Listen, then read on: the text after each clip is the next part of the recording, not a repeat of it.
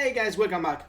As I said on my comments on the previous video that I made about my Blight Essence Harvest farming strategy, I would be running my Blight maps as well because it was just a pain in the ass to sell them and get a good amount of currency out of them. So I thought I would make a test out of it and showcase to you how you can also run your Blighted maps and not fail them. And this is gonna be it. We run 20 blind maps. I'm gonna show you later on how we roll them and what exactly we're using. This is a little bit of a highlight. The link of this highlight is gonna be on the description for my live stream that I ran those maps. And as you can see here, we are running mostly scout towers. That's the winged minions that they're ranged. And of course, as per usual, you want to get some clusters of towers with the green towers, the empowered ones, so that they can get bonuses and they're much stronger. Other than that, depending on the immunities, as you can see on the bottom row, this is the lanes. Some of the lanes have some icons on them. Those are the immunities or the resistances of the monsters that they're going to be spawning. So you need to adjust your tower craft accordingly. When you don't have any minion immunities, you just craft scouting. If you have minion immunities, the best way to deal with them is with lightning towers. The lightning towers, both of the lightning towers are very strong, so that's what I'm using when I have minion immunities. Other than that, early on, what you want to do when you enter the map, check out a little bit of your layout. I'm using dunes here. It's not the best layout, but those were the blind maps I had. If you have closed layouts, they're much better when it comes to blind maps, but other than that, anything is completely fine. The clusters of towers that we're building, again, is green, which is empowered in the area of effect of the tower, the rest of your towers, and apart from the scouting towers, you wanna craft the chill ones, the slow ones, and the stun ones. The maps themselves have 5-minute timer. After the timer runs out, no more monsters will spawn out of the portals, and once you kill all of the monsters, the chests are gonna be popped out of all your portals. After the timer runs out, you might need to do a little bit of cleanup. There are some stragglers around here. One very important thing to mention, especially on a large layout like that, is that sometimes if you are on one side of the map, some of the towers and monsters on the other side might not render correctly. This has always been an issue with blind maps in Path of Exile, so just keep that in mind so that you don't get bamboozled. You know, you're on one side of the map and some monsters are approaching the pump because your towers are not rendering, they're not doing damage. So keep in mind that you kind of want to be close to your pump and run around there. Now let's check out after what do you do after the map is done, the timer is done. As you can see here, we're doing a little bit of cleanup. You don't have that. You don't have to do that yourself. You can just leave your towers to do that. I'm just doing it for myself because it's a little bit faster, right? Some of the monsters again are not gonna be rendering, so after the timer is out, you just make a circle, and of course after that you have a bunch of chests to loot, right? Chests are coming in clusters. There are gonna be a lot of things. As you can see, we are grabbing a lot of stack decks out of our maps here, and a lot of small currency.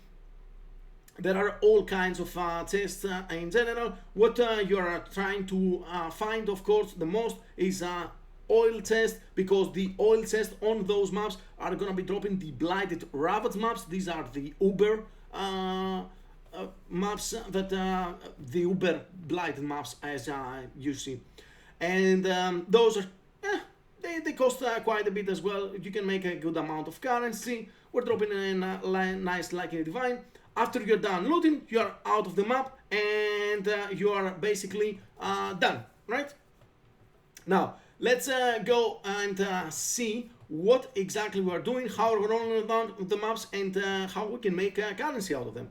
So first of all, I've done 20 of them. I'm only using sacrifice fragments on them. Basically, each sacrifice fragment that you add on your map device, it's 5% more quantity, and that increases our loot a little bit. your Atlas passive does not apply to those maps, so there's nothing else you can do to increase your loot, right? Other than that, we just excuse me, we just chisel and alkin our maps, and I'm trying to avoid any bad modifiers. I don't care about any, I don't care about running them with very high quantity and have them being very difficult. I just want to run them smoothly and chill about it. Now, our profits out of our 20 maps here. The estimated value of the items that we've looted is about 1800 chaos. That's almost 13 divines with the current price, and that's only counting currency, fragments, scarabs, fossils, essences, and blight ravage maps. I haven't counted anything else. As you can see here, we're getting some high things. We're getting a little bit of splinters, and we are getting a good amount of maps as well.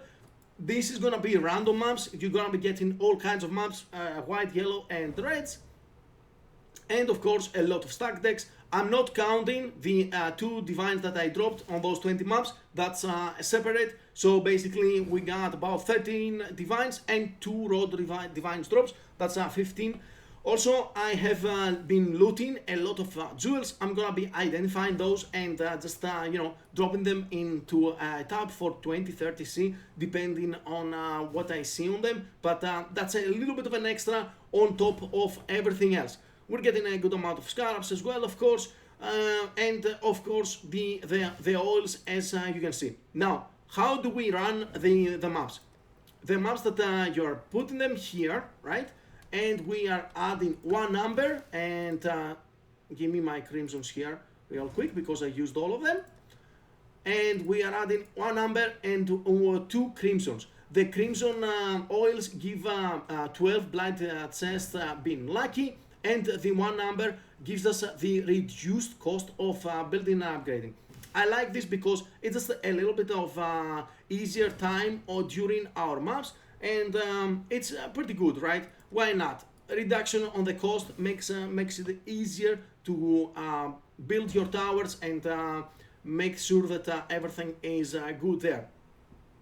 I've dropped 5 Blighted Ravage maps and 1 tier 17 out of my 20 here. And let's see, total profits here. I'm counting 20C per each Blighted map to buy them in bulk. You can find them even lower prices. The oils about crafting them, I am increasing the cost here a lot so that we have the lowest amount of currency we can make, right? 100C for the oils is way too much, just so you know. But yeah, the crimson oils are about 1.5C each, and the fragments that we are grabbing, I put them about 30C. You can buy them for a lot cheaper. And the rolling materials for our maps, chisels, alks, and scours, about 80C. That's way too much. You're not gonna spend that much rolling them, but I just wanted to cover all our bases. So we have total cost about 610 chaos. The estimated value, once again, is 1810 chaos, and I'm not counting a lot of things as well. So the profits are about 1200 chaos. This is 60 chaos per map. It took me 3 hours to complete all of my 20 maps. And by the way, all of that profit is also me failing one of those maps because I'm an idiot and I didn't pay attention. But that's about it. And you're getting about 400 C per hour. That's about 3.5 divines. It's not the highest amount of currency you can get, but I was pretty unlucky on my drops in general in the amount of oil chests that I found on the maps that I ran. So you can definitely get a lot more currency out of this. And of course, 20 maps is just a small amount of them. If you run more of them, I am fairly certain you're gonna get a lot better results. I'm always doing a few blind maps whenever I'm playing in a Path of Exile league because they're just easy, cheap currency, right? And you don't have to have an amazing build for them or anything like that. You just run them very easily. That is it for this test. I'm gonna be doing more currency strats in general, and I'm gonna be doing more tests. If you have any question about it, you can always drop by my streams, and of course drop in the comments below. I wanna see if you use the strategy, what kind of results you are getting, how much currency. You're not gonna have, of course, all of these here. I just set down my affinities for the video purposes and have all the loot here condensed for you. Thank you very much, guys, for watching. I will catch you on the next one. Bye bye.